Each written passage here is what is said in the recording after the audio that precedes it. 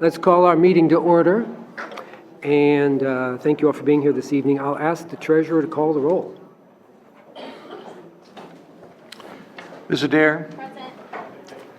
President Baker? Present. Mr. Brown? Here. Vice President Cole? Present.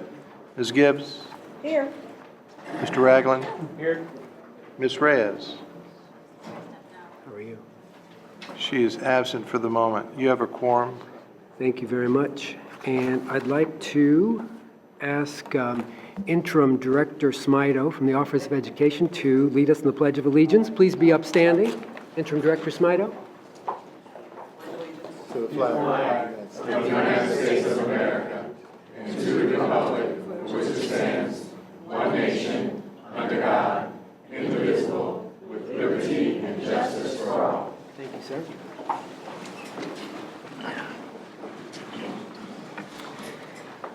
Thank you, everyone. I just want to remark on something that happened recently. Over the weekend, as you all know, there was another shooting with multiple victims, this time in Odessa. The lives of 7 people were taken, another 25 were wounded by the gunman carrying an AR-style rifle, which is a lightweight military-style automatic weapon, as you know. Students and others across the country last year asked adults to step up and do something to address gun violence. We have to step up and address this issue, as we've said many times at this table. And it's sad and unfortunate that this happens so often that I have a prepared statement that I read every time. And if there's no objection from my colleagues, I'd like to take time for a moment of silence in light of recent violence throughout our country. I'd like to call on all elected officials and community leaders everywhere to stand up to hatred and to engage with one another in pursuit of tolerance and solutions. Hatred is based on fear. Fear is based on ignorance. Another reason why education is so critically important. And as I always say, love is still the strongest force in the world. Let's observe a brief moment of silence.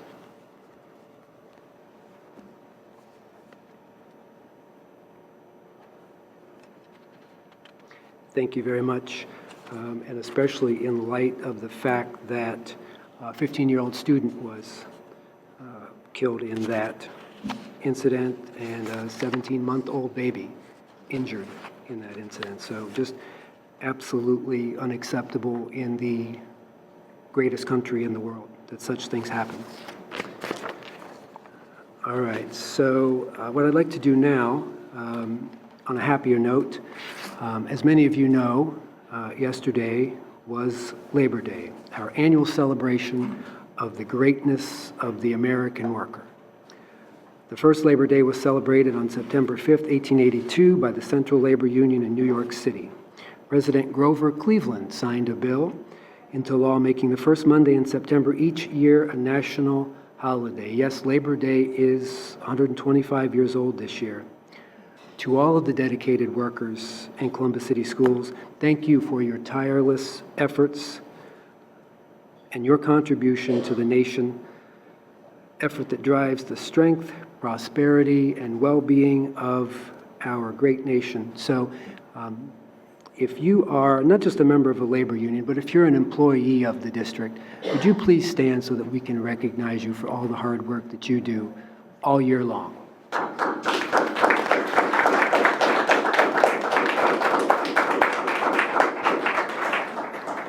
And special kudos to CEA representatives in the back. I see Phil Hayes and John Caniglio.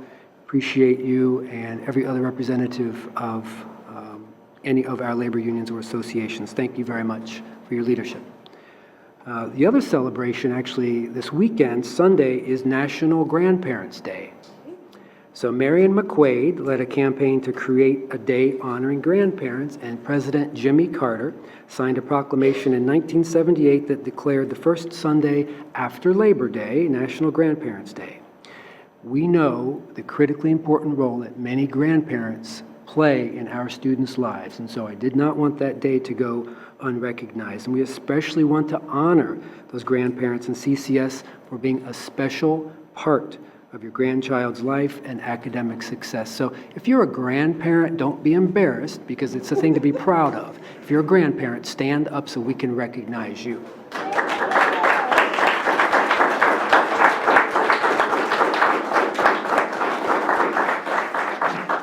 Thank you very much. Colleagues, I appreciate your indulgence. So let's move on and prepare to review and adopt our agenda. So I'll briefly go through the agenda. After we adopt it, we'll take public comment. We do have a number of speakers who will address us this evening. We will then hear from our direct reports. They'll provide their reports to the board. We will then contemplate our consent agenda, after which we will hear announcements from board members and points of pride. We will then recess into executive session. Having said that, is there a motion that we adopt the agenda as presented? So moved. Moved and seconded. Mr. Treasurer? Ms. Adair? Yes. President Baker? Yes. Mr. Brown? Yes. Vice President Cole? Yes. Ms. Gibbs? Yes. Mr. Ragland? Yes. Ms. Reyes? Yes. Motion carried. Thank you, Mr. Treasurer. All right, now on to public comment. We do have actually three who have signed up to speak to the board this evening. Each of you will have 4 minutes. I'll call your name, I'll state the topic and the board action requested. I'll ask you to approach the podium at that time. You will see a timer on the screen, and I would ask that you do conclude within your 4-minute timeline. First speaker, Sana Walker. Topic, Youth Academic Retention Achievement Excellence. Board action requested. Consider implementing my program. Ms. Walker, are you with us this evening? I am. Please approach the podium. Welcome. Good evening. Thank you for taking the time to be here. You'll have 4 minutes to address the board. Okay. Good evening, President Baker, Good evening. Vice President Cole, Treasurer Bahort, Internal Auditor Smith, members of the board, and Superintendent Dr. Talisa Dixon. I want to talk to you about a student who was a Columbus City School student. This student had numerous behavioral incidents. This student was suspended and ultimately expelled from one of your middle schools. But what staff, teachers, and administrators didn't know was that that student's father passed away when they were in middle school, and that her mother was not able to get her the services that she needed because of what she dealt with as far as her abandonment issues and the loss of her father. This student was deemed as a student who was disobedient in the district. However, this student fell between the cracks and ultimately went unseen and unnoticed. However, one day, that student was able to get the strength to get up and walk. And when she walked, after having a child when she was a teenager, she went on to get her bachelor's degree and receive her degree in social work. She then went on to become a school counselor. After that, she continued to walk. She walked into entrepreneurship, and she came up with an amazing program for students, and it worked. That student is me. Hi, my name is Sana Walker, and I am the Chief Executive Officer of Urea Works. So you're thinking, what is Urea? Youth Academic Retention Achievement Excellence. I lead a team of awesome student engagement specialists who specialize in behavior modification with restorative practices and also with the social emotional learning. We also have a K-12 curriculum that I wrote myself, and I wrote it through the challenges that I faced here at Columbus City Schools, the educational knowledge that I gained, and the experience as a school counselor. So I am asking the board today to implement Urea Works into the 2019-2020 school year because there are some problems. So your students' growth is continual, but behavior modification is not. And so there are no programs with the continuity of support throughout your K-12 program. So that's why district support is needed. Why? Because there's no one-on-one support, there's no connections with students due to the lack of steady stewardship, better known as an ever-guiding hand. So the students now have no understanding of expectations, goal fulfillments, and self-actualizations. However, there is a solution. And with your support, Urea can address all of those issues by achieving positive outputs through improving your attendance rates, your academic success, and by lowering your behavior incidents. And so, these things are achieved by our one-on-one logic model, and what we do is we meet students right where they are, and we're able to find out exactly why truancy is an issue. We devise a plan, and we execute it to improve the attendance rates. And so we have our social-emotional consciousness, which is our classroom observations with the social-emotional learning. And so we're correcting, we're redirecting the disruptive behaviors, but we're also reintegrating and reinforcing the students back into the learning atmosphere. And with our restorative practices, with that curriculum that I developed, we're given the basic life skills needed to keep your students engaged, re-engaged, so that they're getting what they need and so that they're meeting the standards that have been set by the Department of Education. So, insight. Urea Works is a curriculum-based behavioral modification that provides a continuity of support services throughout the whole K through 12 experience. So, our goal is to meet your Tier 2 students and also your at-risk Tier 2 students where they are so that they can share in your district's vision. And so, I am requesting for the Columbus City School Board to go into partnership by providing funding for Urea Works to allow every participant to share in your vision that every student reaches his or her full potential. Thank you, board members, President Baker, for your time. I'm happy to answer any questions that you may have. Wow, that was perfect timing. Thank you. Are there clarifying questions, colleagues, for Ms. Walker? Ms. Vice President? Have you actually executed YARA somewhere else and had some success with that that's measurable? An excellent question. Yes, I did, and I did it here at Columbus City Schools. I did it last year at Johnson Park Middle School. Okay. And have you had the opportunity to share this program with the juvenile courts, the family court as well? I actually wrote a program for them, but I started back here in my stomping grounds because when I was a school counselor, I realized I had so many students who had come in and they were facing issues with the system. So I wanted to kind of start here first, and then once I plant my feet where I started, then I will implement that program. But I have a program for them too. Thank you so much. Have you had the opportunity, and final, Mr. President? Yes, sir. To talk with any of our new amazing staff and, of course, our superintendent? I've met your superintendent because every time I see her, I'm like, hi, I'm a hugger. But yes, I have spoke with Ms. Ward. I did see Ms. Ward and I did speak with her. I thank you. Thank you. Other clarifying questions, Mr. Ragland? Sir, my question is for the administration. When we have 5 members of our community that come before us with proposals like this, what is the best way to work with you? I know Ms. Walker came down to the board today, but we also have other members of the public that come to us with these types of proposals. I'm sure that there are others that have all types of partnerships that they would like to propose to the district. Dr. Dixon, what is the best way for the public at large to get in contact with you when they have these types of ideas and things that could be groundbreaking for the district? So first, that's a great question. And what we're doing, we are now establishing that, because what we don't want is that people, who, even though they have wonderful ideas, we want to make sure that we have a vetting process in place to make sure that those ideas align with the goals that we have before us, and to make sure that the curriculum is evidence-based curriculum, and that we've seen some results in other places, especially of similar demographics as our district. So what we are establishing now is through the Office of Engagement and the Office of Curriculum. So we're saying, here's a curriculum that we may want, but here's the partners who want to partner with our organization.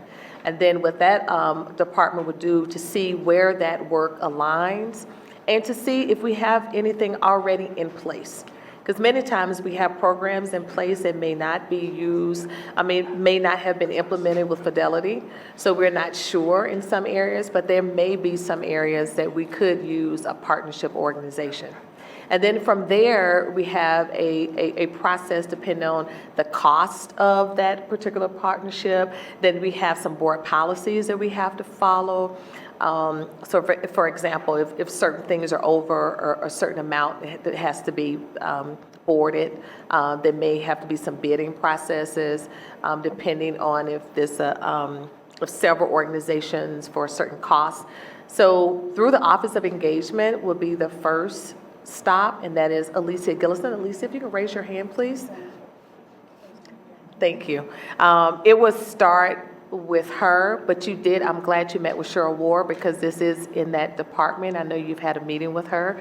So it would start there, and then her office would determine if it aligns with some of the work. And then that would go to the curriculum office, and that's Dr. Tracy Ocasio, and Dr. Ocasio is back there. Because we want to make sure that the programs, that they fit in our organization. We know that the need is there for this program and various programs. We have people in this community that are smart, intelligent, and have some businesses that they want implemented with our kids, but we want to do right by those partners too, to make sure that those programs and those organizations fit with what we are right now. Does that help? Yes, ma'am. Okay.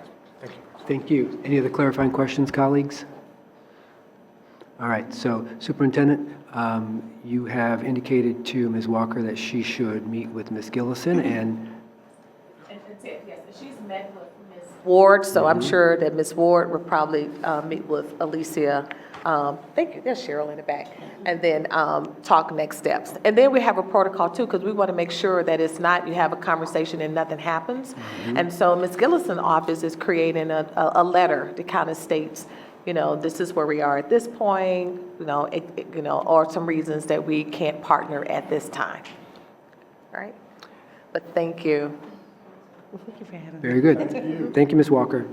Thank you. All right, our next speaker is, actually 3 speakers have signed up together. Derek Pryor, Andy Bittner, and Thomas Means. Topic, clean energy, board action requested. Listen to our proposal to save Columbus City Schools $52 million. Well, I'm intrigued. Gentlemen, come on up to the podium. And I understand that you may have a PowerPoint presentation for us as opposed to a handout, which the last speaker had. So do we have that? That was accurate up until technical difficulties. Ah. So I will be speaking with you this evening. Very well. All right. You have 4 minutes. Please begin. Thank you. Good evening, Dr. Baker, President Baker, Vice President Cole, Treasurer Bohoric, Internal Auditor Smith, members of the board, and Superintendent Dr. Talisa Dixon. We're guaranteed clean energy, and we've come to you in a time of clean energy. The timing is perfect. We are an energy advisory firm.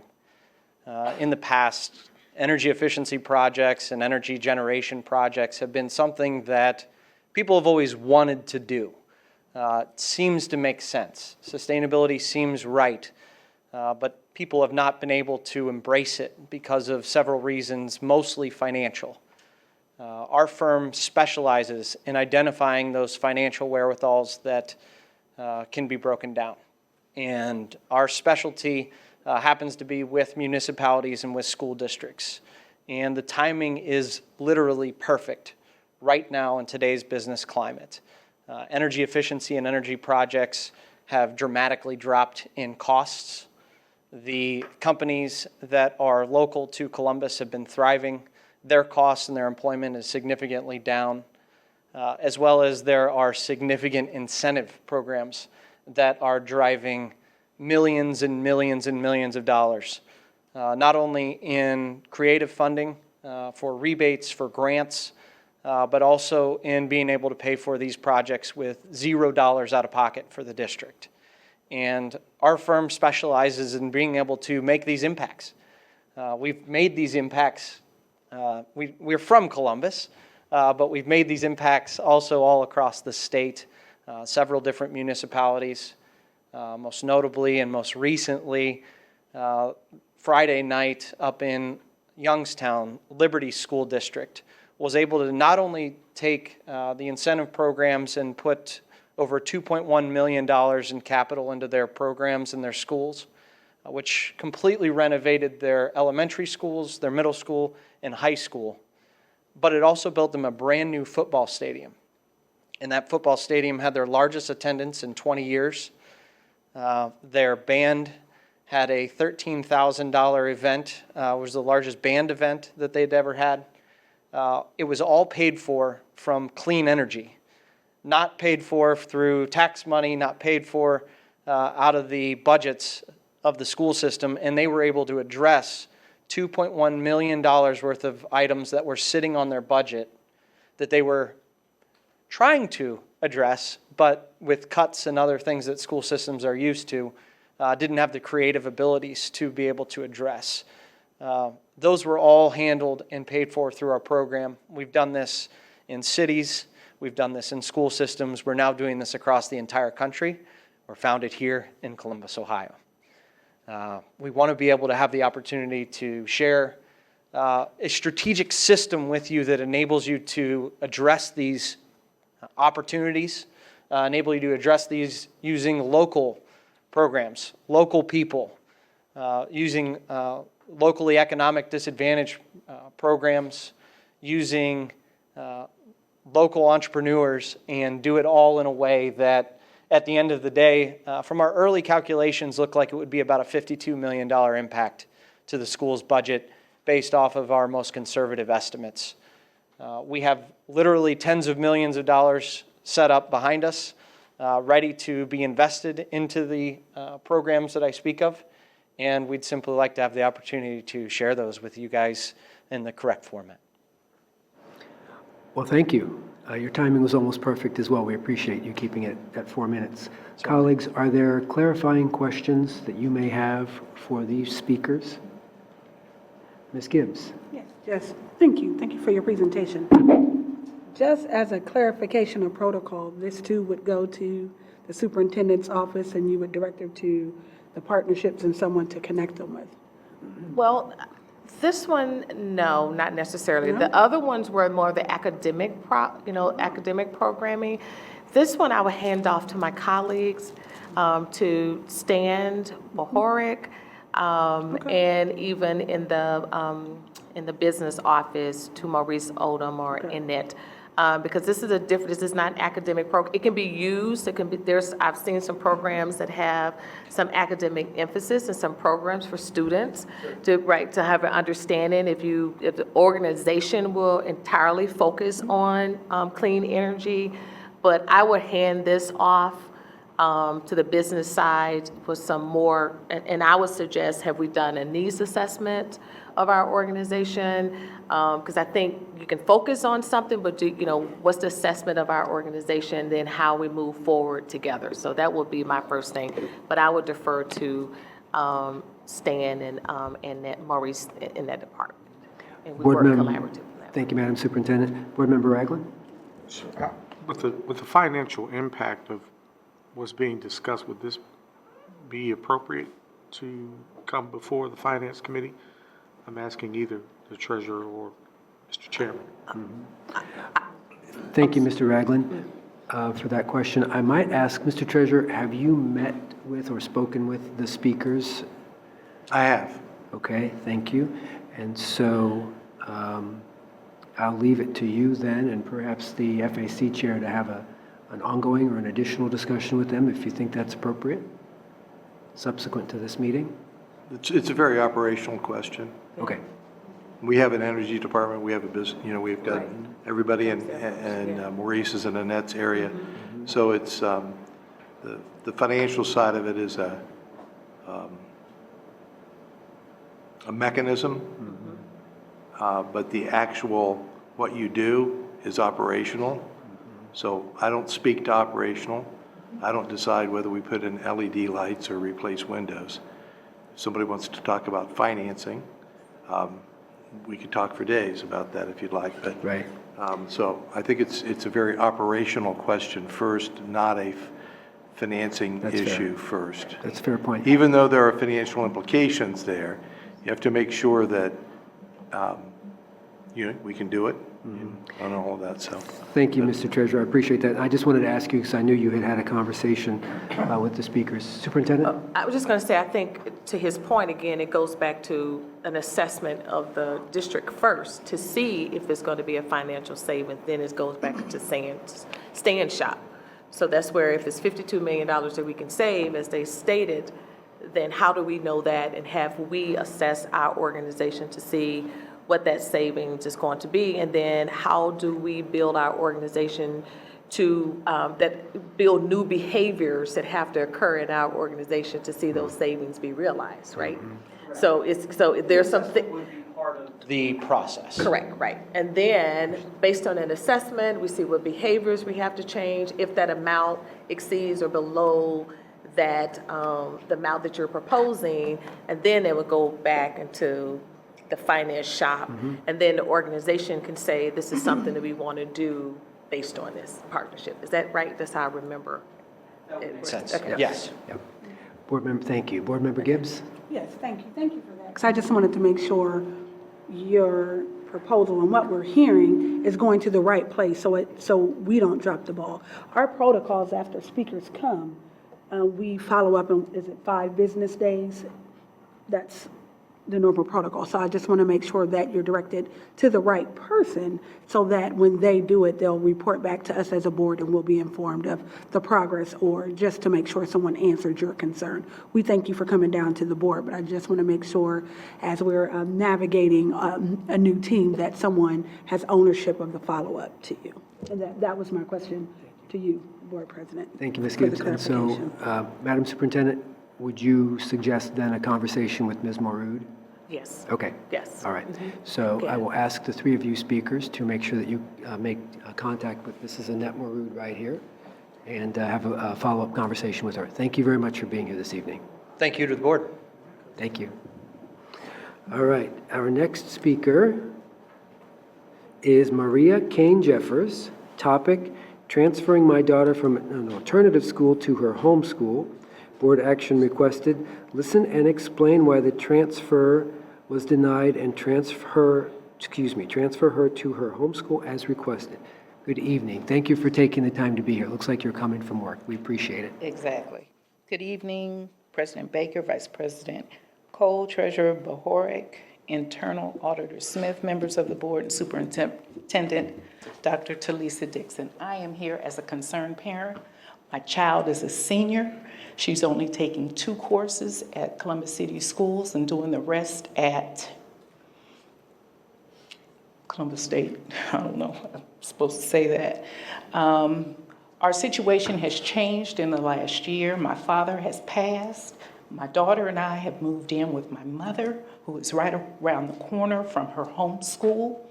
And I applied for her to get a transfer ASAP because her grades have dropped since my father passed, and we need to get on top of this. I requested it. They said no. I want to know why. And time is of the essence. I called, asked for an appeal. Something was going on. Why? I work out of town. I don't have time for this. I need this done now. I'm a concerned parent, and I don't know what else to do. I work online. I can't take phone calls and make phone calls and sit down and wait and all that garbage. Can't do it, won't do it. That's why I'm here. So I need to know from you, what is the proper protocol? I called. They called me back, said no. I requested an appeal and a meeting, anything, so I can schedule the necessary time. Never heard back. Holiday, school's been in how long? We missing out. She's going to school at her home school, at the alternative school. But now we're going to be behind the 8 ball even more. I have a problem with that, and y'all need to fix it. I spoke with Mr. Johnson. He told me I would get a phone call by 4, but I wanted to speak to you today so you can address it and get back with me. I got 2 minutes. Can you help me? Madam Superintendent? Dr. Stanford will work with you on that. How long is this going to take? He's right here. You can just Okay. go out, step out, and he will. So you're going to just say yes, because my mother needs care, and my daughter is intricate in that. I don't have time for this. Right. Thank you. Thank you. Appreciate it. That is our final speaker this evening. Thank you very much to all of you who took the time to come down to address the board this evening.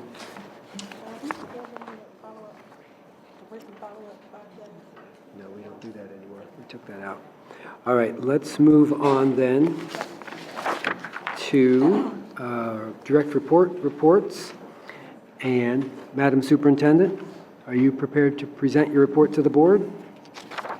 Yes. Thank you. So we're in week 3. We're now in week 3 of the school year. We opened the year on Thursday, August 22nd, with clap-ins in most of our schools across the district. We had many community partners and business and civic leaders at our school buildings that first day to welcome our students back to class and show their support for our schools. I was able to make it to 3 schools on the first day of school alongside President Baker and Mayor Ginther, and I visited 4 schools the following day. On Thursday, I started at the Freebus bus compound early that morning to send off a number of our buses. Also went to Lyndon McKinley STEM and East Linden for student clap-ins. Finally, I toured Salem Elementary, which now has building-wide air conditioning for the first time since the building was constructed in 1962. On Friday, I served breakfast to students at Burroughs Elementary. I joined City Council Pro Tem Elizabeth Brown at the Columbus City Preparatory School for Girls to announce our newest partnership. We are partnering with the city to provide free menstrual products in the bathrooms at the school. If the pilot is successful, this program could expand to other middle schools next year.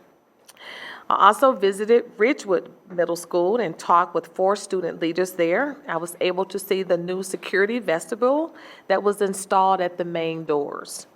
And finally, I took a trip down memory lane and toured the old Brookhaven High School building, which now houses Columbus North International School and Columbus Global Academy.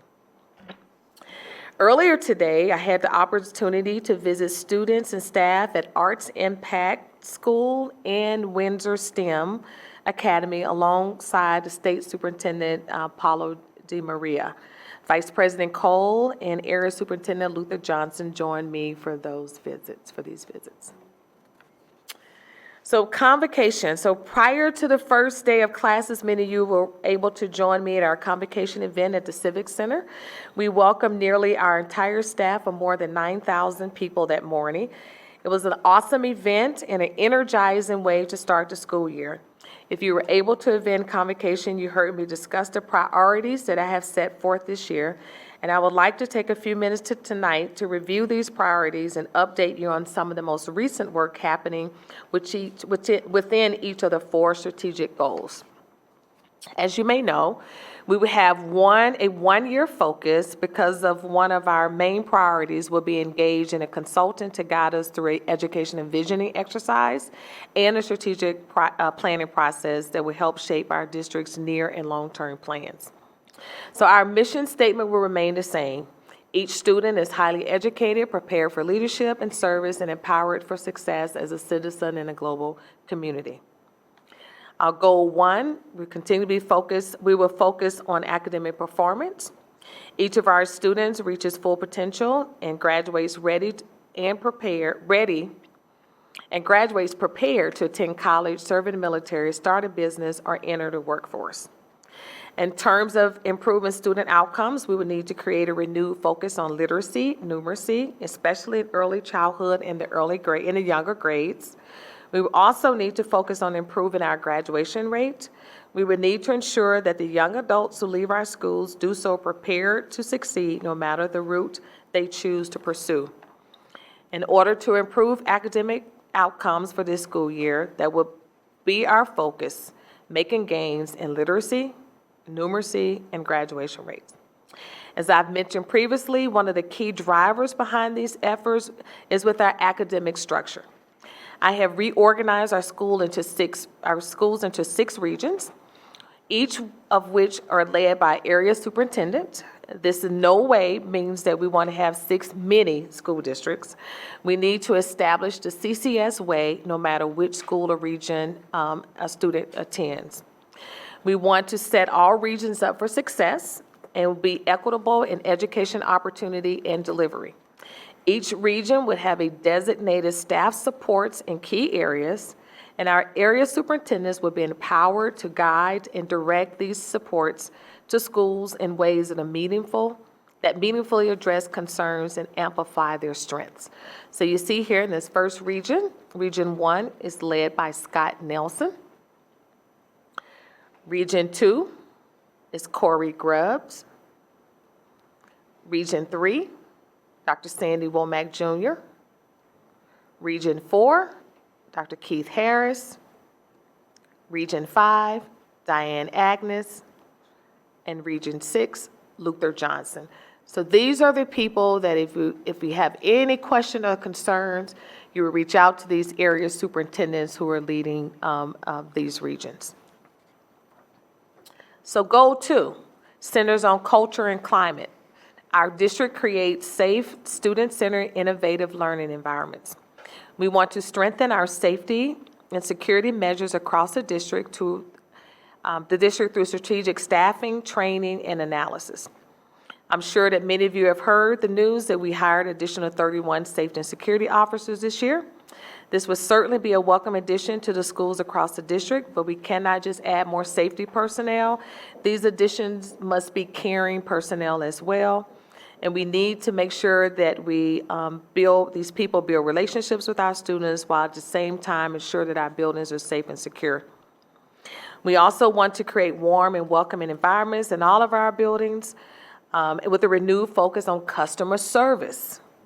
Culture means everything. It is important that our environments and our buildings reflect a student-centered and family-centered focus.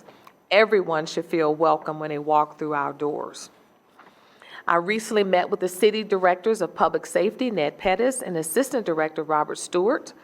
Director Pettis and I discussed their Teen and Police Service Academy, or TAPS program. TAPS is a 10-week program designed to reduce social distance between police and teens. It pairs police mentors with teens in school settings. Classes are held weekly and cover topics ranging from gang violence and bullying to goal setting and drug prevention. TAPS is held at Columbus Afrocentric Early College and Wedgwood Middle School. This program is locally funded by the Franklin County Courts of Common Pleas, Juvenile and Domestic Division, and supported by the Columbus Department of Public Safety, the Columbus Division of Police, Franklin University, and of course, Columbus City Schools. Goal 3 is focused on talent management. Our district recruits, develops, and retains world-class educators and staff. Our human resources team will develop a recruitment plan that allows our district to attract talented and highly qualified teachers and staff. Our students deserve highly qualified and dynamic educators in their classrooms. We realize we're in a competitive market with so many school districts across Central Ohio. What we can do to attract the best teachers, the best administrators, and the best staff to our schools. More importantly, how do we train and ultimately retain those teachers and staff? So our partnership with Ohio State to create a pipeline of talented teachers and administrators. So that is going to be one of the projects that I work on as a superintendent in resident. So goal 4 centers on accountability and engagement. Our district is accountable to our communities and stakeholders, and confidence in our district and schools is maintained through strategic, responsible, and transparent leadership.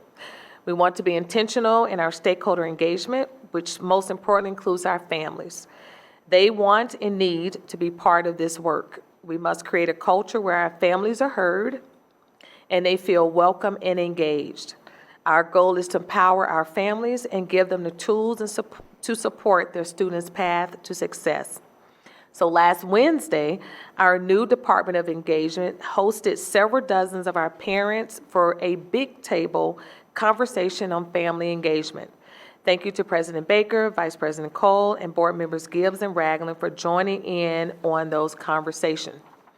The Big Table is an initiative of the Columbus Foundation, which sponsors more than 100 conversations, both large and small, across Central Ohio. We had more than 50 people join our big table, which explored ways to better engage our parents and families and to identify barriers to engagement. There were lots of ideas shared on how we can make our schools more warm and welcoming environments to families. And I think you will see some action by our new engagement team, which is led by our Chief of Engagement, Alicia Gillison, and those ideas in the weeks to come. So I conclude by saying, again, these are the priorities that would be at the heart of our work this school year. This would be a heavy lift to accomplish this, but we're excited. We know that we need each and every person in this district pulling in the same direction in order to be successful. So I look forward to lifting these priorities and also reporting about our progress and accomplishments throughout the school year. So each one of my superintendent's reports moving forward would be around those 4 priorities. So you hear something every month. Thank you very much, Madam Superintendent. Colleagues, any questions for the superintendent on her report? Thank you very much. We appreciate the thorough report and the update. All right, let's move on then to our internal auditor. Madam Internal Auditor, have your report for the board this evening? Thank you, President Baker. Yes, I do.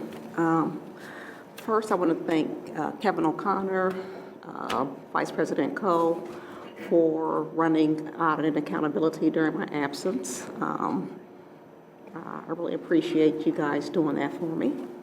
So my report will be brief because I was not there, but I did get the highlights. So at the August 29th, 2019 Audit and Accountability meeting, the committee voted to release 2 of the 3 reports presented. The use of district facilities follow-up report contained an update on management's corrective action plans for the recommendations made in the original audit report dated April 27th of 2017. Management is to be commended for their implementation of an online facility use system that has made the reservation system more efficient, and I'm quite sure our stakeholders appreciate not having to go from building to conduct their transaction. The original report contained 18 corrective action plans, and this follow-up report noted that 15 of them had been successfully implemented. 1 had been resolved through alternative means, and 2 remained open. One of the 2 that remain open only needs to have an approved administrative guideline, and then that will just leave 1 corrective action plan still open. The Office of Technology follow-up report focused on 8 corrective action plans that were prepared for recommendations rated as high risk in previous audits. As a result of the work performed, we found 3 of these corrective action plans were successfully implemented by management.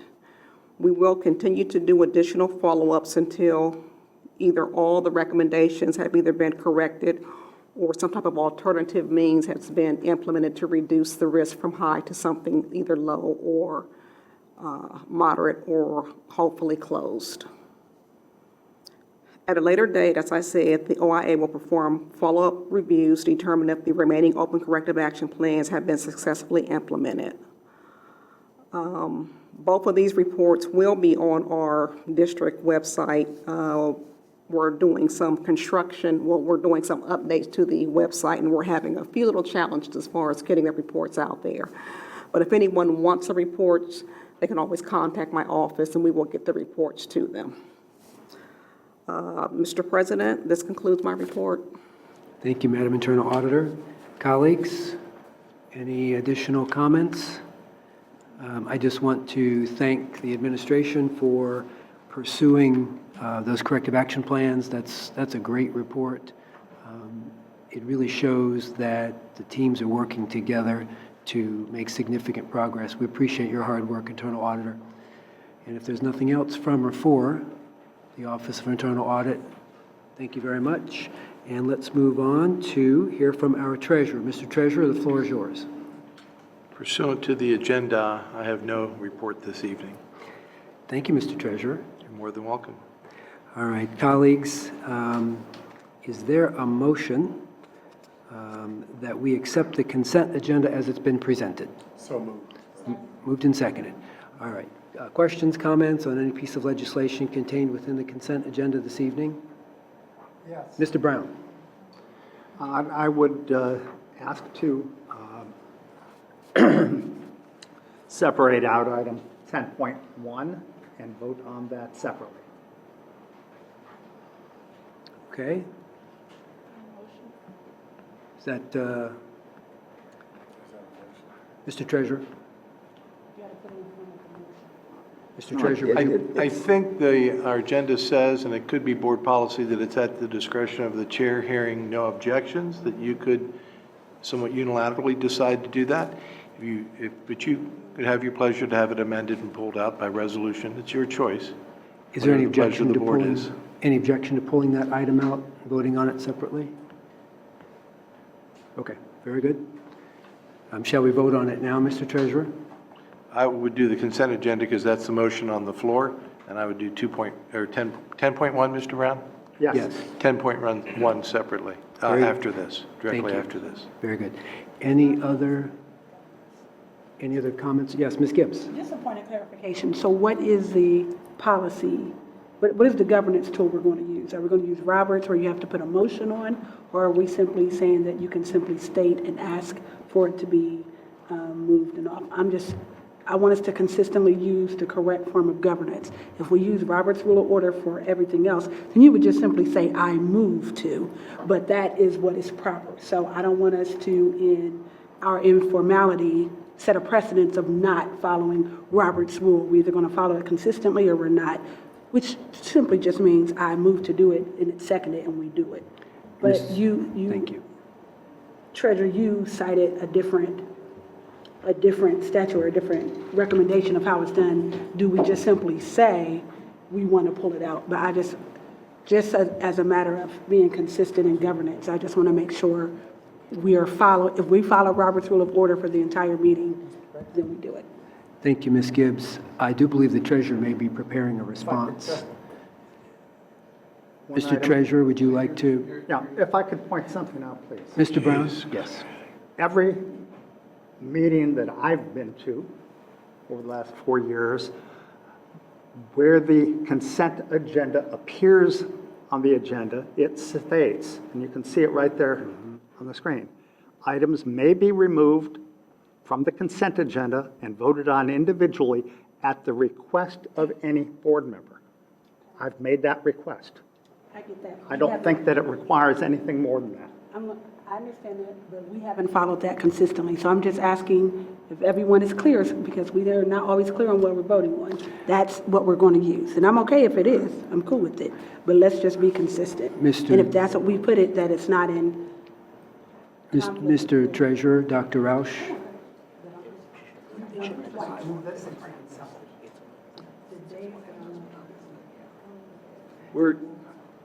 You ready for us? Yes, Good. Mr. Treasurer. We're reading in policy 165.1 about the consent agenda, and the policy says, under section E, consent agenda, a member of the board may request any item be removed from the consent resolution by the majority vote of the board.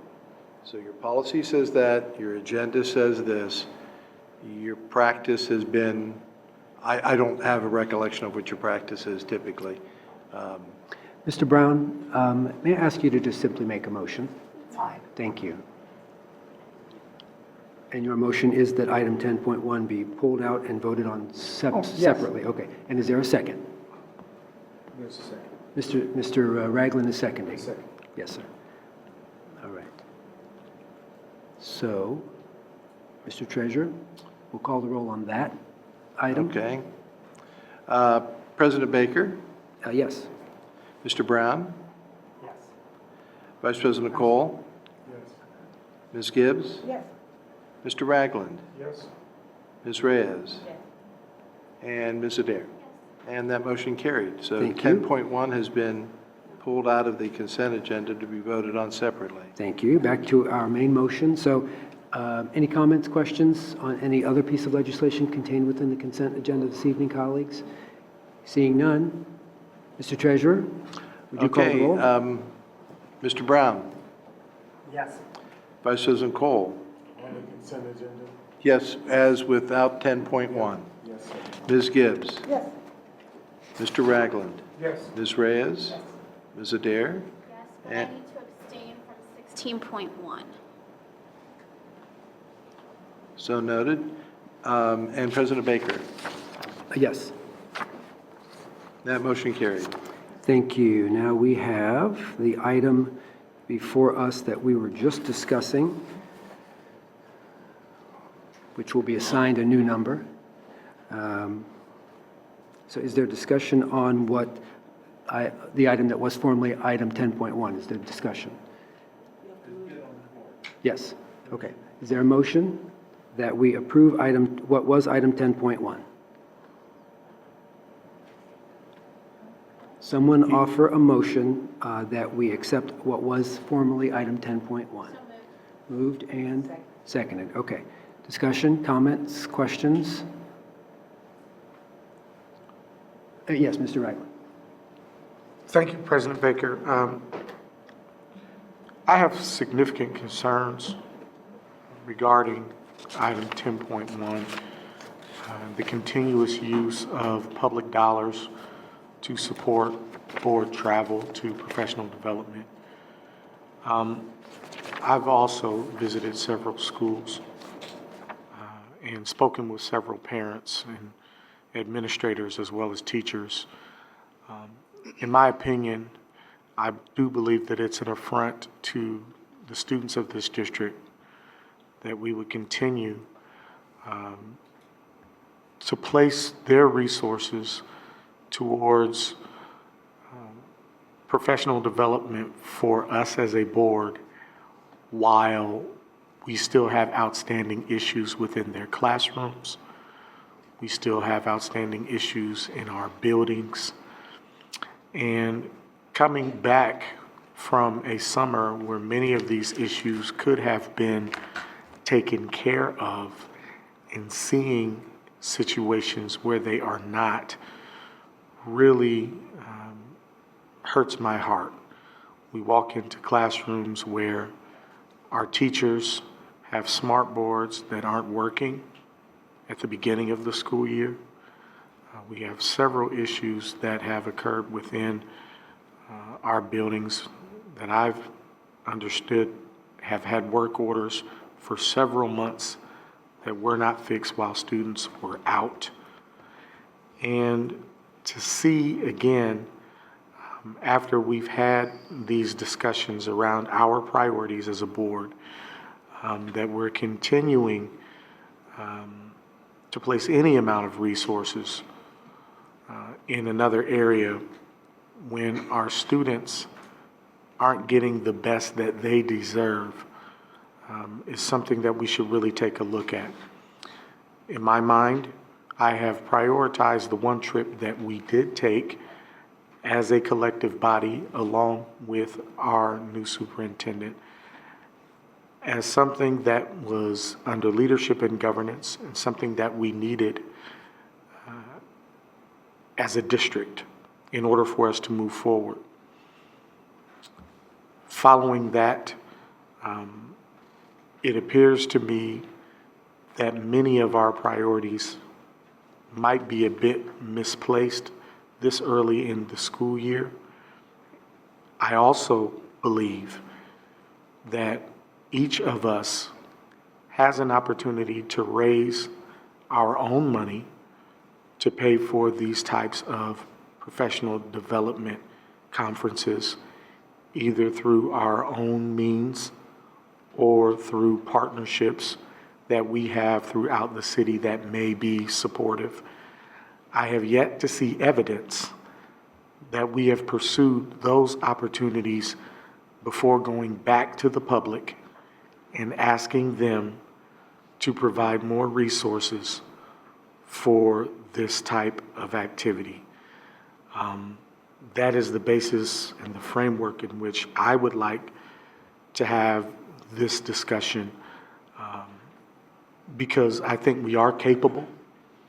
I would be willing to help with the fundraising effort for each of you to attend. But I just cannot allow another day where my daughter sweats in a classroom and we have issues with our buildings and we have smart boards that aren't working for students to go by And I would support trips for us to go and stay in comfort for professional development. Now, I am mindful that we have already approved professional development for this board as well as other district administrators and staff that occurs here in the state of Ohio. With our attendance at the Ohio School Board Association, we leverage those resources to allow for many administrators within this district to attend that conference that is located here in Columbus for free. Those types of opportunities are, in my opinion, the best use of public dollars, and I would hope that my colleagues would see things the same way. Thank you, President Baker. Mr. Brown, did I see your hand? Yes. Yes, thank you. As you have all heard from me ever since I started service on this board, I think that this board and many of its members have traveled far too extensively. And this is another example. I agree with everything that James had to say, and all of the reasons that he articulated so well. I'm in agreement with that. But I think that, and I do value professional development. And I think that the Harvard trip was a very good example of where we can strategically put that to use. I think that it's important for our administrators to engage in that. I think it's important for us as a board to do. But there are too many trips to conferences that don't serve those purposes. I think our priorities really need to be looked at carefully, and students always come first. I think that travel, this particular event will exceed $10,000 for 4 board members, and I think that spending this kind of taxpayer money for 2 of those folks that are not even going to continue as board members is a terrible idea. I think that it is and should be offensive to most taxpayers. That in 60 days after this particular trip, you'll be no longer members, and yet we'll have just paid out $5,000 for 2 of you. So I'm prepared to vote no, and I'm continue to be disappointed and surprised that these items continue, that in the face of all of the previous discussion, you persist. So, thank you. Thank you, Mr. Brown. All right, and seeing no other comments or questions? Oh, I beg your pardon. Board Member Adair. Yes, thank you, President Baker. I think that Board Member Brown and Ragland do have some very good points. I personally believe in professional development, and I believe that we should only undertake professional development if it advances the strategic mission of this board. I believe that the conference in question is an organization, I know so, not believe, I know so, is an organization that we as a board have decided to become a member of, that partners with us and helps us meet our strategic mission. I understand that the superintendent is also planning on attending this conference as well. And so for this particular trip, I plan to vote yes because it meets the strategic mission. However, I hear what Board Member Brown and Ragland are saying. And that is why when we are looking at the policy and our policy review in my subcommittee, we are going to be seeing some additional parameters around how the board chooses to strategically move and select professional development opportunities. And I'm excited to bring those before my colleagues to discuss further. But I do hear the concern. And for those listening at home, understand that nobody wants to waste taxpayers' money. My daughter is also in a hot classroom. And it is very important that we do everything we can to put our children first. And sometimes that means that we need to become educated ourselves as your leaders. So that is my comments. Thank you. Dare, thank you. Are there other, Board Member Gibbs? Yes, thank you so much. Yes, ma'am. And thank you, Board Members Adair, Board Members Ragland and Brown for those comments. I do appreciate those. But I just want to make sure we're clear, and I echo your sentiments about if you are leading a learning organization, the learning can't stop with the leaders, and that we have to stay up to date and abreast.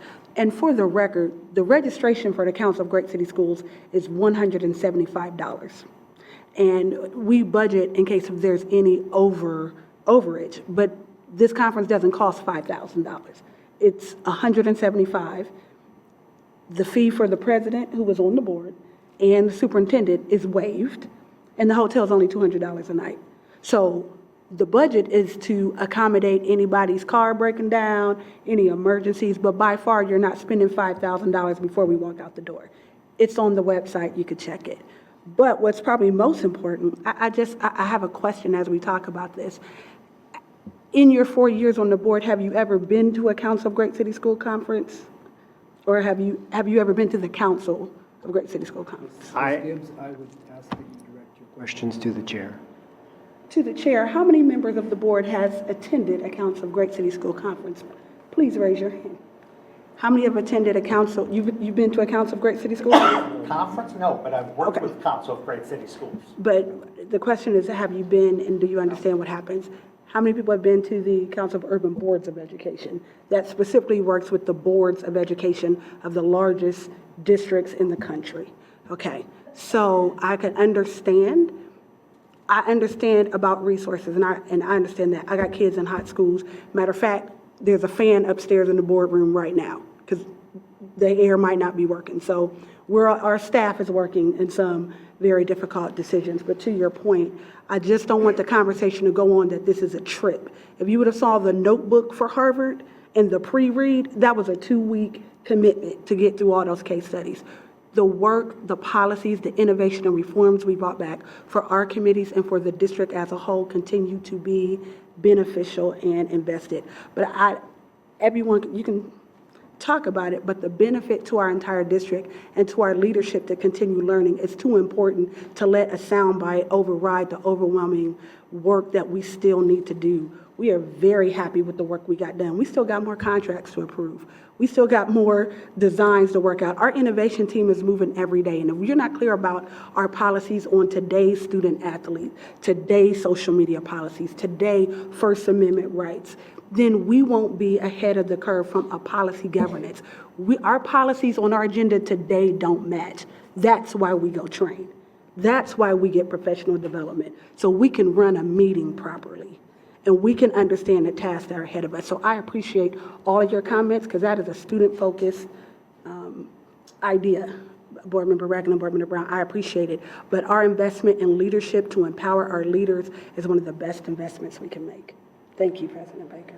Thank you, Ms. Gibbs, and I'll end that conversation by thanking Mr. Brown for raising a subcommittee of the Policy Review Committee chaired by Board Member Adair to study our travel policy. So thank you both for your leadership on that. will continue. That subcommittee will be reporting back to the entire Policy Review Committee at its next meeting, and Thank you. Thank you, we're Mr. Brown. going to continue to make progress. Appreciate it. Thank you both. All right, having had that robust conversation, Mr. Treasurer, would you care to call the roll on that?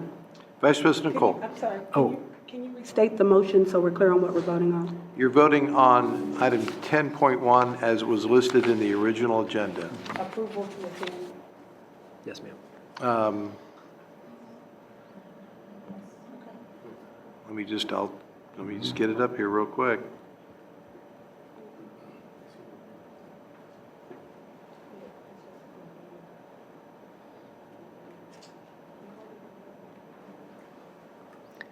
You don't have our names memorized by now? Okay, 10.1, it's recommended the Board of Education authorize the administration to approve the Council of Great City Schools professional development not to exceed a total of $10,363.40. Yes, sir. Thank you very much. All set? Yes, sir. Vice President Cole? Yes. Ms. Gibbs? Yes. Mr. Ragland? No. Ms. Reyes? Ms. Adair? Yes. President Baker? Yes. Mr. Brown? No. That motion carried. Colleagues, I thank you for that discussion. And let's move on then to announcements. And I think, if I've got, Mr. Ragland. Mr. Ragland, yes, sir. Thank you, President Baker. Oh, my pleasure. Yes, sir. So as we begin a new school year, we also begin our new fall athletics season. And I want to give a special shout out to those students as well as our staff and volunteers who have been participating in practices and two-a-days and other activities throughout the entire summer to prepare our Columbus City School students to go out and participate in fall athletics. It is more than a notion to have folks coming into our buildings throughout those hot summer days and doing the work that is necessary for our young people to compete. And they really do compete in our fall. And so kudos to all of you, and thank you for those dedicated adults that give of their time and talent and resources to do the things necessary to empower our young people. One contest in particular on Friday was of great interest to me. As many of you know, I am a Fort Hays graduate, but I was blessed to have an opportunity to play sports at my home school. And I want to take this time to especially thank Coach Paoletti, who back in those days when I was a junior in high school would come and pick me up from Fort Hays High School and carry me to Mifflin because Fort Hays dismissed at a later hour than Mifflin, and so I would miss a portion of practice, but Coach Paoletti was there, Johnny on the spot. Well, my Punchers played Columbus Walnut Ridge this Friday. As many of you also know, my son is a dear Walnut Ridge High School graduate.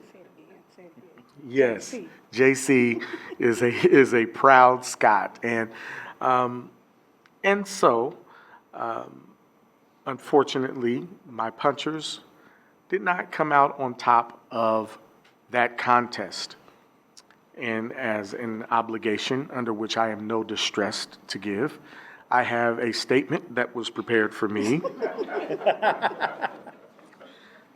That, President Baker, if you will allow me to read it into the record. Thank you, sir. As a member of the Columbus City Schools Board of Education, it is my duty to hereby honor, celebrate, and reverence the Walnut Ridge High School, its alumni, students, football team, staff, leadership, and volunteers, as well as the entire Walnut Ridge feeder pattern for exemplary performance on the gridiron, in the classroom, in the greater Columbus community, and the planet.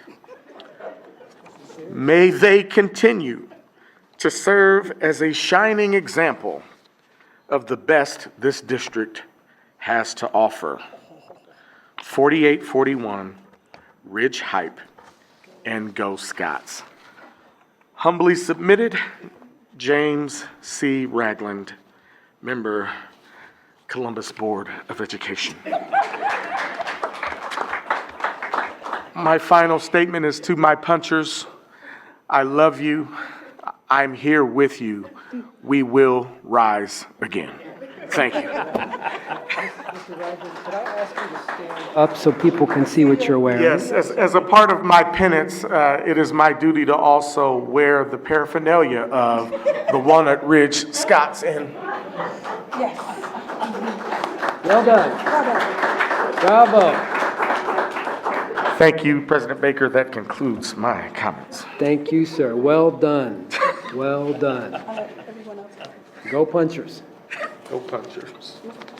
Mr. Vice President, did you have something to offer? Yes, sir. Thank you so very much. In the spirit of student athletics, I want to talk about a winning team this past Friday. In fact, two of them, for varsity and for JV, the Eastmore EA Warriors. I want to definitely give a shout out to all of our coaching staff throughout the district who do an outstanding job of committing themselves in what we call the dog days of summer to make sure that our young men who get in front of them become men, not just by playing a sport on the football field, but also exercising those tenets that they learn and those principles in their everyday life as students and as people. And I'm not just speaking of our boys too, I'm also speaking of our girls. My daughter is a CNIS student who plays volleyball and works hard with her team to try and bring home victory as well. So I just want to applaud all of our coaching staff who dedicate themselves to this program, but specifically Coach Miranda, Moody, Edwards, and Earl. Secondly, I wanted to, on Grandparents' Day, acknowledge an outstanding program in the district that I actually, in the county that I have personal experience with, and that is the Franklin County Foster Grandparents Program. They do an outstanding job of. Okay, all right. Well, thank you. Thank you for Catholic Social Services as well for continuing the work of that program. But with that stated, they participate in many schools throughout the district, most particularly Windsor STEM. I had the opportunity to engage several grandparents who commit their time, and they do an outstanding job. Under the same circumstances, many of our children and students attend high school and warm legacy buildings this time of year. So I just wanted to thank them. In addition to that, in my trip to both Ames. Yes, sir. Ma'am. Just wanted to add. Yes, ma'am. It is a paid position for any grandparent that's out there that's looking for a supplemental income. It does not impact your current output, whether it's your pensions or security, does not impact that. You too can be a foster grandparent in Columbus City Schools by contacting Catholic Social Services. So I just want to make sure that people knew that. And you get paid for that. Thank you. Thank you. No worries. In addition to my travel to Ames and STEM today, I had the opportunity at STEM to see an awesome marriage of programs and community partners come together in a very targeted way, in a way that I think is something from an equity standpoint, something that we can actually try to modify and spread throughout the district. Using our mentoring program, any number of connections that we can make. I would love to see moving forward some sort of report on next steps in not only seeing continued success at Windsor STEM with this kind of collaborative engagement effort that targets children, their traumas, their situations, and seeks to address them in a very layered way with specific partners at play. I'd love to see how we look at, from an equitable standpoint, Madam Superintendent, expanding this opportunity, school for school, building for building. But so thank you for today, and I definitely enjoyed my time. Thank you very much, Mr. Vice President. Board Member Adair? Thank you. I just wanted to say thank you to the schools that I visited on the first day. Of course, I went to my daughter's school, but I also had the great opportunity to go to Eastgate, which is my mom's school. And but while I was there, I was very inspired by the PEAK program and all the cool things that they are doing there at Eastgate. And so that's just a new and different approach to discipline. It's not the old school PEAK like maybe some of us remember, but they had things in there to really help the kids, such as a trampoline and art and coffee, or not coffee, hot chocolate, art and hot chocolate, but different ways that students can come in and just take a break. And in fact, that's what they're going to call it, the break room. And I just thought that was a really unique way of really helping our students kind of readjust to get back. I also got to see the, I forget what they call it, the quiet room. It's upstairs and it's got bubbles. It was amazing. It looked really calming, and I asked her if any staff go in there. She said sometimes. And so I want to give a shout out to our wellness program, because I know that we all got an email for the wellness, and it's important that our staff also take care of themselves and make sure they're taking advantage of all of the great wellness benefits that we are providing. I didn't know that we were going to do pictures. Next time I'll bring one of mine. But I want to give a shout out to my Centennial Stars, who did not quite pull it out against Grandview, but they were on TV, so that was really exciting. And shout out to my friend and head coach Dante Gooseby, who brought back a tradition called Meet the Stars Night, which is something we did, and he brought it back and honored two coaches who were really instrumental in the program, who combined had a total of something like 65 plus years of coaching experience. And it was just a really cool event to bring back. I have promised my old cheerleading friends that I will be out there at the alumni, at homecoming, as an alumni cheerleader. I'm going to have a shirt and everything. So I'll be sure to share pictures. And the last thing, I know I'm going to get a shout out to all the band members out there, because I was also in the band. And I know that I saw some really cool stuff on Facebook, so I love all the social media. Shout out to our own internal communications team, because we've been doing lots of videos. And if you're not following us, you are missing out. You need to follow us on Facebook and Twitter and social media. Anyway, I saw one of at Whetstone, they did a really cool where they marched down the hall with their marching band to get everyone pepped up. But our Centennial Stars are actually in a battle of the bands with Upper Arlington and Hilliard Derby. And so they're going to be featured at NBC4, who's also a great partner. And if they get enough votes, I don't know all about this, so you can look it up on Facebook. If they get enough votes, they're going to be on a halftime show. That's all I know. So go vote is what's the most important thing, because we want our CCS students to be highlighted, and we want to definitely beat Upper Arlington and Hilliard. Thank you. Good, Board Member Adair, thank you. Wait, all right. Here we go. The gauntlets keep going down. Mr. Treasurer? Yes. No. Did you mention the band marching in the hall is a new item? No. Okay, it's a thank great you. tradition, is I was what going I to say, said. because that's been going on Yes, it's a great tradition. Mr. 50 Treasurer, 60 what years year has it did been you, well, how long's it been open? When it was established? The question is, did they keep them in the building? The video was only in the hallway, so I don't know. Because we typically didn't. speaking of peak, too old for peak. All right, yes, let's see. Let's see here. Oh, yes. Ms. Gibbs? Yes. The Thank clicker. you, thank you. So we had an amazing opening to school. Kudos, Dr. Dixon, you are not at all giving yourself as much props for the convocation. To this entire team, that convocation rocked. That convocation rocked.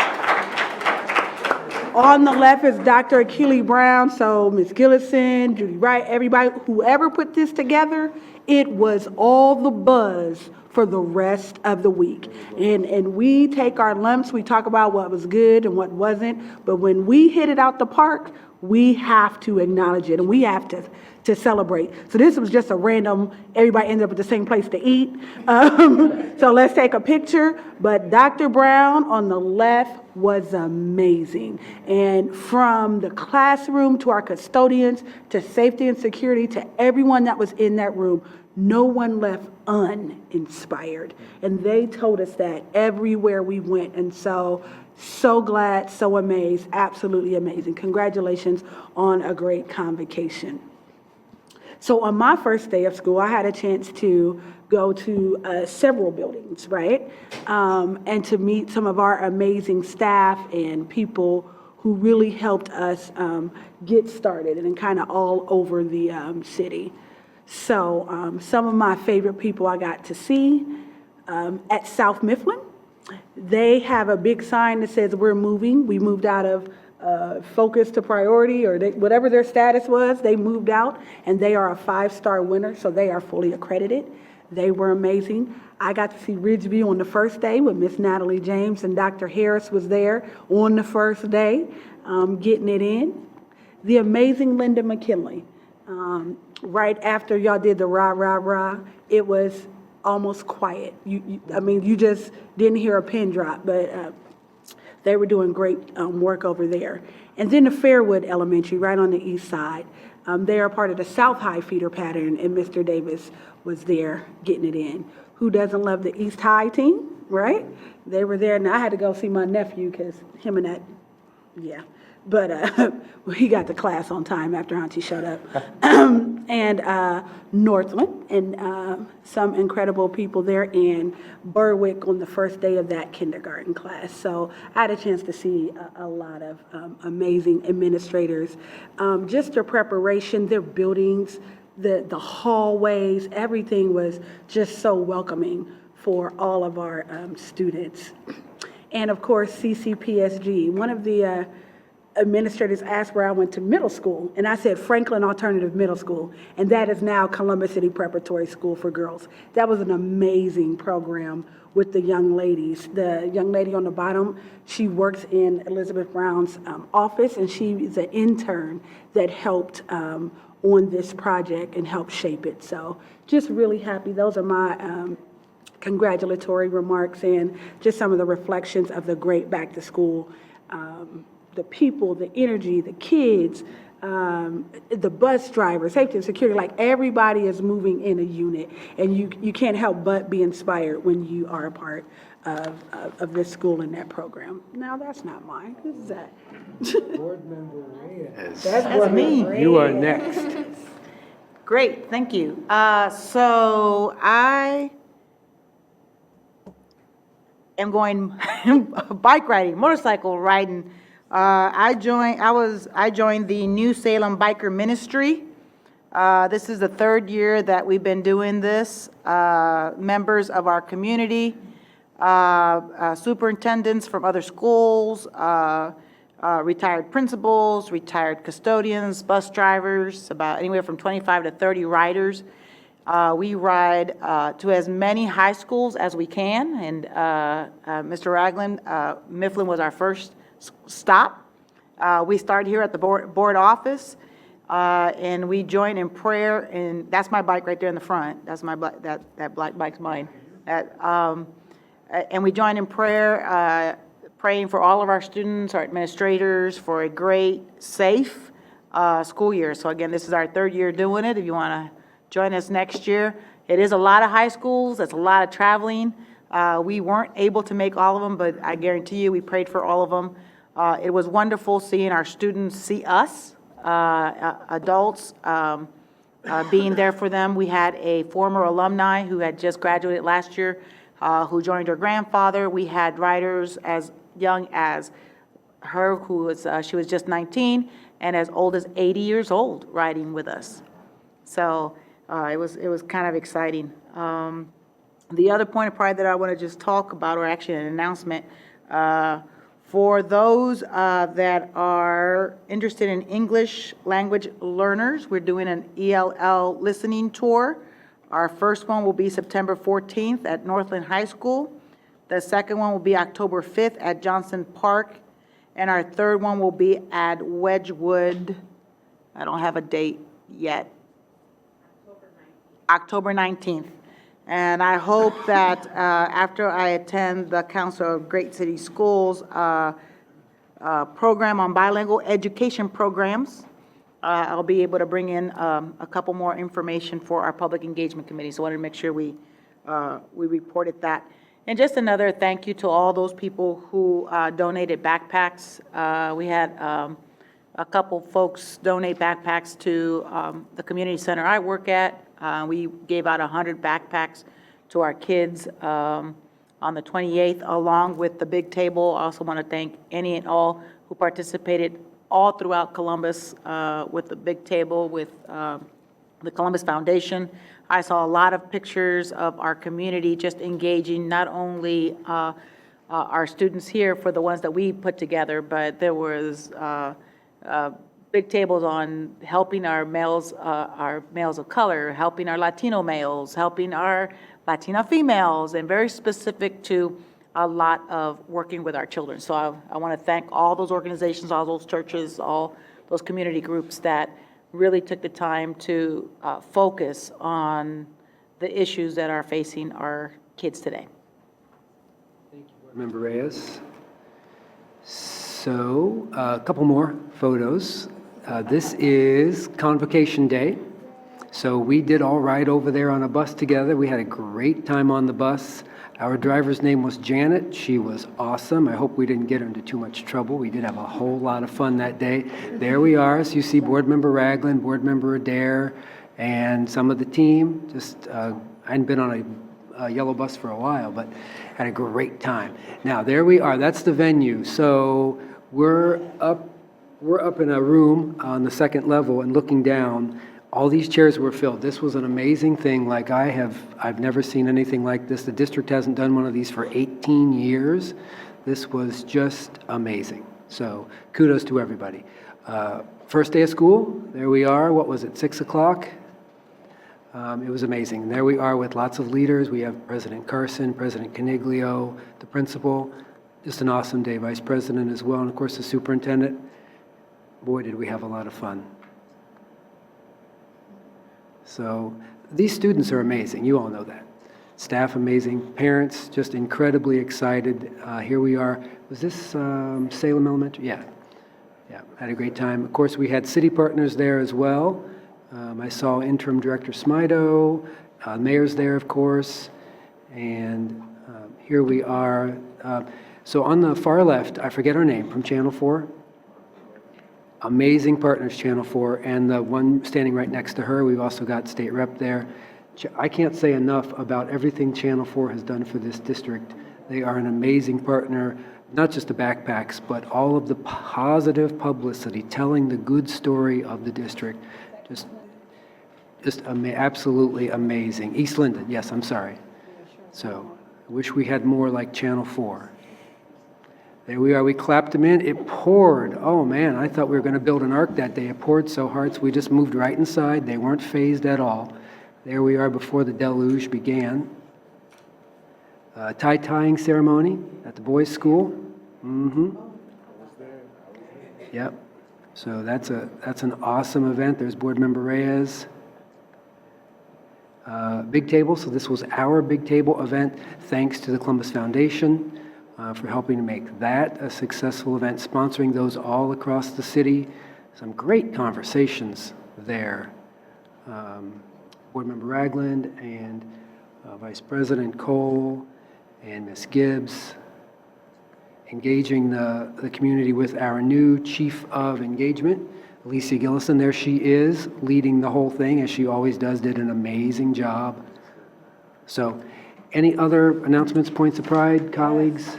Board Member Gibbs? Yes, Reach Higher event is coming up on Friday, September 20th. Dr. Dixon, can someone speak to this and tell us all about it? Yes. Alicia is going to come up. Ms. Gillison.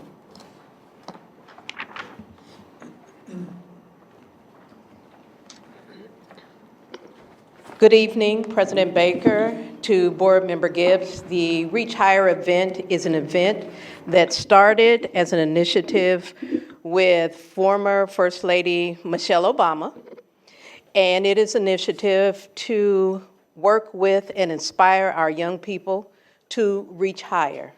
If you're going to college, then let's get the college applications filled out. Let's get the scholarship applications filled out. If you want to go into the military, then go ahead and talk to a recruiter. If you want to go into business, let's talk about some credentialing opportunities. Whatever it is, it's time to reach higher. And this year, this Reach Higher event would not have been possible without our partners from the city, the mayor, Mayor Ginther, Matt Smidle. They wrote a grant, and the grant is affording us this opportunity, so we're going to have every one of our seniors back at the convention center, right? And we have some amazing speakers, our partners with I Know I Can. We have Javier, our superintendent, Dr. Dixon, Mayor Ginther, and Leslie Turner, who is a graduate from Eastmore Academy, and she is now at Harvard Med School, EA. But amazing event, and in partnership with the city and I Know I Can. Really, really looking forward to that, and that's September the 20th. Completion. Yes, our FAFSA completion, our superintendent has set the goal of 100% FAFSA completion for our young people, because FAFSA completion is a gateway. Every year there are billions and billions of dollars going unclaimed, and students feeling like they cannot go to college, parents not wanting to go in debt, and all we have to do is start with completing a FAFSA. So that is the goal, and that's part of reaching higher. Thank you, Ms. Gillison. Thank you very much. Ms. Gibbs? Thank you very much for Reach Higher, bringing it back. Our partners, the City of Columbus, let us say thank you for partnering with us in education to do that. I Know I Can has been a 30-year plus sponsor and partner with Columbus City Schools. You know, we appreciate them. We appreciate everything that they do with us. And most importantly, seniors, you are right here. It's time for you to get right across that finish line. And I'm glad you have that aggressive goal, because you have team members in the community. Once you said, it's like when you watch Akilah and the Bee, and they say you have 5,000 coaches, right? When her coach said, you know, I can't coach you anymore. You know, her mom said, look, you have 5,000 coaches. So we have an entire city of teammates that's going to help us get to that 100% FAFSA. So we need to put that in the church announcements. Did you do your FAFSA? We have to put it in the corner store, on the COTA bus, everywhere. You know, Six area superintendents who are going to be leading Yes. and making sure that each of those regions reach their 100%. So I'm really excited about them chipping in and working in partnership with I Know I Can and those other organizations. So thank you to the area superintendents for your efforts in leading this, Dr. Chapman's team. But yeah, it's a partnership, and it's all of us working together with the same goal. And we have the support of I Know I Can. I mean, we have their support, the college and the city. So we're excited to get there and to reach that 100%. Are we area superintendents? I know they're all there. Raise your hand again so the crowd can see you guys. Good. Love it, love it. Congratulations. Let me just say one word about your speaker, who grew up in Brittany around the corner from me. She went to Eastmore Academy. She is a Gates Millennium and a Ron McNair Scholar. She graduated from Duke University, where she pledged Delta Sigma Theta Sorority Incorporated. She is at the H.P. T.T. Chan School of Medicine at Harvard University, all by sheer will, determination, and motivation, and the support of her principal, her team, Eastmore Academy, but the entire community. And so we have students, and to Dr. Stanford's point, we are on innovation and reform. Let me just say this. We have a student representative, and her name was Sarah Speller. She is on her way to Oxford, England. She is a graduate of Mifflin High School. go. did her undergrad at Yale, and she is on her way to Oxford, England this fall to study and get her master's and PhD. That is Columbus City Schools. And that is what we produce when we put our mind to it. So I'm just happy and proud for any and everybody that is on this team. Thank you, President Baker. Thank you, Ms. Gibbs. Yes, Board Member Adair. In all of my excitement, I forgot to shout out to the teachers, because you guys spent so much time getting your rooms together, making it amazing, and because of that, you guys get honored. And so I want to give another shout out for Jennifer Laplace, who's a social studies teacher at Centennial High School, who won a really prestigious award, and I want to make sure that's mentioned because we have excellent teachers in our district who deserve more praise than just an award every day. So thank you all for, being amazing. And I also want to shout out to all of our PTAs because I know all the work you do. I know I was there at the ice cream socials. I saw you passing out ice cream on that hot day. So thank you to all the parents and all the community members who came out. And make sure that if you don't know if your school has a PTA, give them a call, and I'm sure that they can connect you with your organization. So I'm sorry, I forgot that. I just got so excited, but I wanted to make sure that our teachers were recognized and our PTAs. Thank you very much. Any other announcements? Anything else for the good of the order this evening?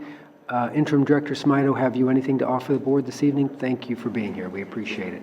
Mr. Vice President, have you a motion to offer? Yes, I move that the Board of Education recess into executive session per Section 121.22G1 Ohio Revised Code to consider the appointment, employment, or compensation of public employees, and Section 121.22G4 of the Ohio Revised Code to prepare for, conduct, or review negotiations or bargaining sessions with public employees concerning their compensation or other terms and conditions of their employment. Mr. President. Second. Moved and seconded. Mr. Treasurer, would you mind calling the roll for us? Ms. Gibbs? Yes. Mr. Ragland? Yes. Ms. Reyes? Yes. Ms. Adair? Yes. President Baker? Yes.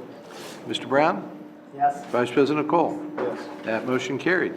Thank you. The board will now recess into executive session. We shall adjourn from those chambers without returning to these. Have a good evening.